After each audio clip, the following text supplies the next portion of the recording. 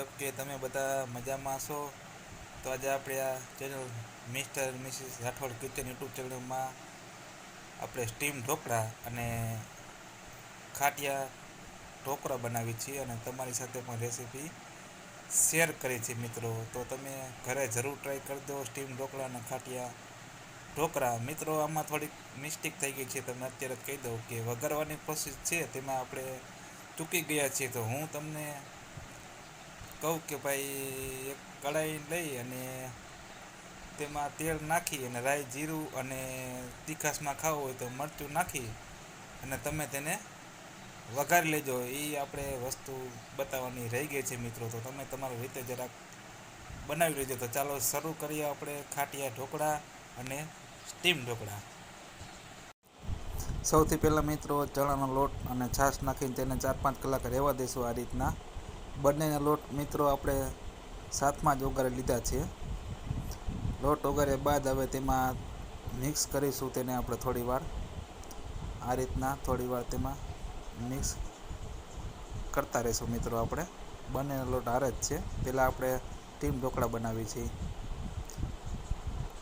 આ રીતના સરખી રીતના મિત્રો મિક્સ કરતું રહેવાનું છે. ત્યારબાદ આપણે હળદર નાખીશું.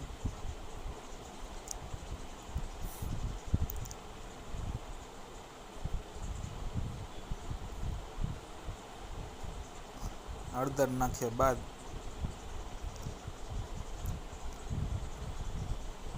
તેમાં આપણે મીઠું નાખીશું સ્વાદ અનુસાર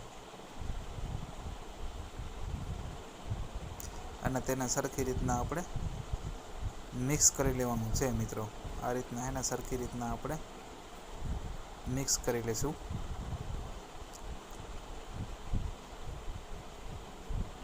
ત્યારબાદ સ્ટીમ ઢોકળા માટે આપણે થોડું તેલ નાખી દઈશું અને તેને પણ સરખી રીતના મિક્સ કરી દઈશું, જેથી કરીને આપણા સ્ટીમ ઢોકળા બરોબર બને અને ચોટી ન જાય અને સરખી રીતના મસ્ત બને. મિત્રો ઘરે જરૂર ટ્રાય કરી દો સ્ટીમ ઢોકળા.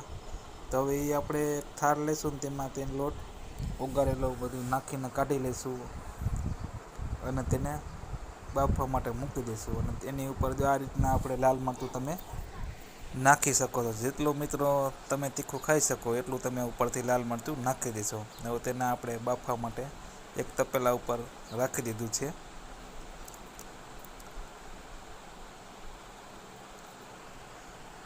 ત્યારબાદ હવે મિત્રો આપણે ચાલુ કરી ખાટિયા ઢોકળાની રેસીપી. ખાટિયા ઢોકળાનો લોટ ઓગાળી નાખ્યો છે, તેમાં આપણે થોડો ઈનો પણ નાખી દીધો છે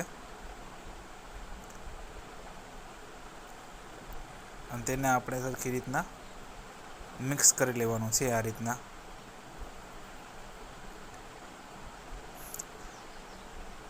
રીતના મિત્રો સરખી રીતના મિક્સ કરી લેવાનું છે.